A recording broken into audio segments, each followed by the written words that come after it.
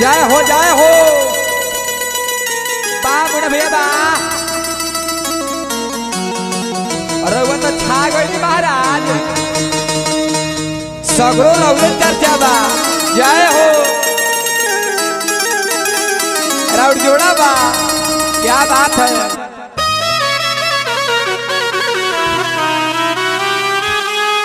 अच्छा भैया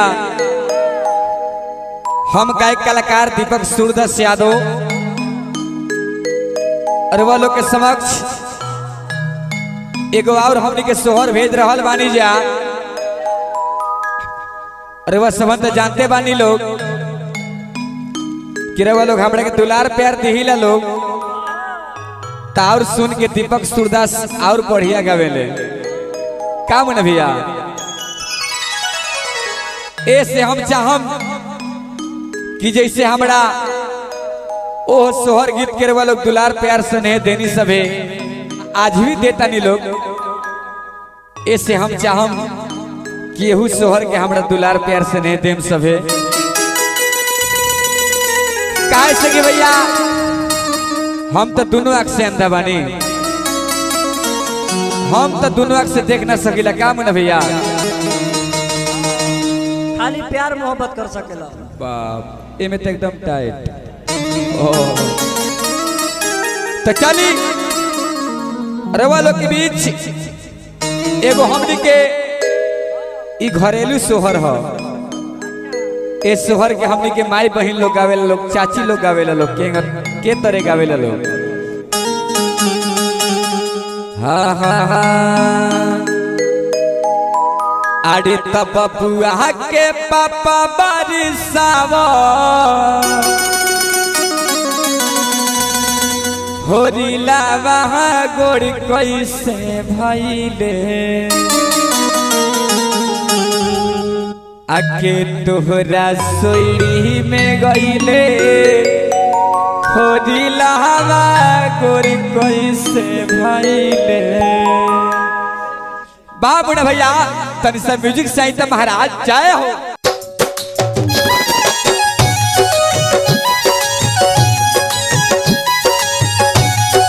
क्या बात है।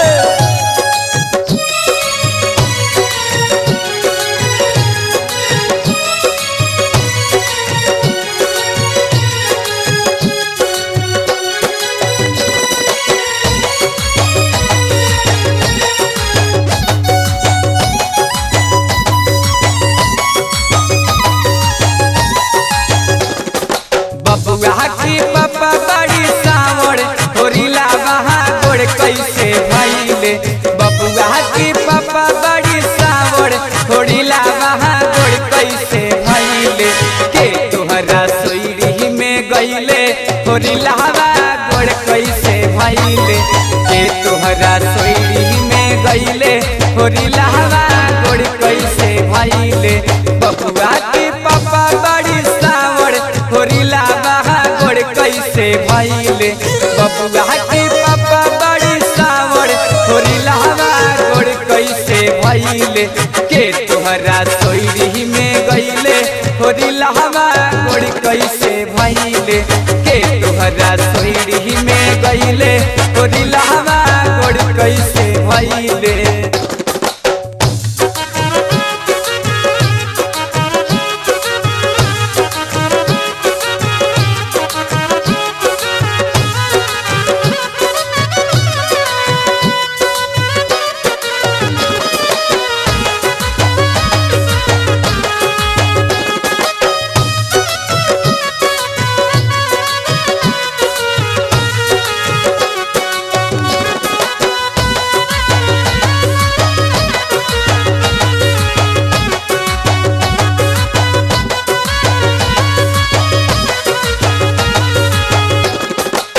भैया बबुओ के पापा एकदम पूरा एकदम मौज मस्ती कर रहल बाड़े।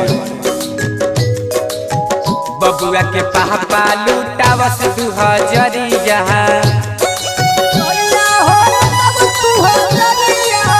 बबुआ के पापा लुटावस 2000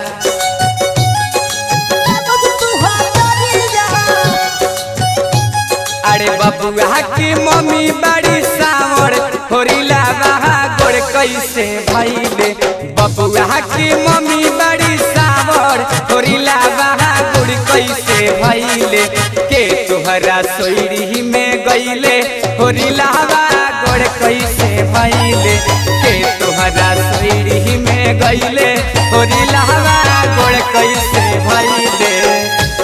और ये जो आप सब कार्यक्रम देख रहे हैं बिल्कुल हम लोग लाइव गा रहे हैं, ऐसा नहीं है कि हम लोग ढोलक तबला छिपा के रखे लुका के रखे हैं, है ना। तो ऐसा बात नहीं है, बिल्कुल जो भी बजा रहे हैं सिर्फ ऑर्गन से ही हम बजा रहे हैं, अपना लोग देखना चाहेंगे।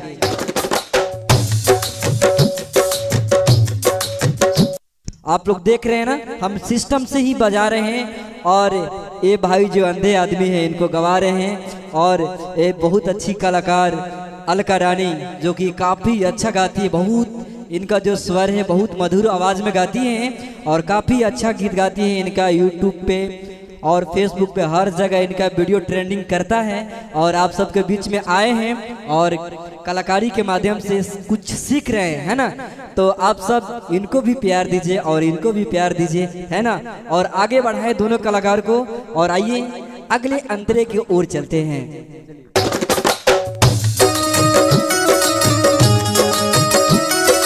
क्या बात है।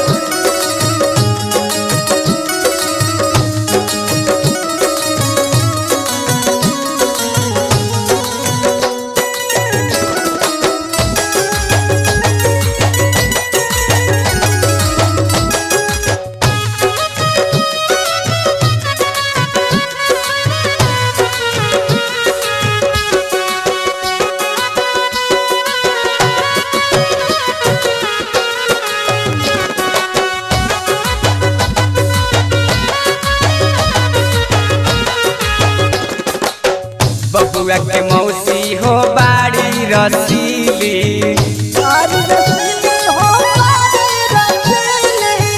मुन्ना बिहारी पर जाली बिछीली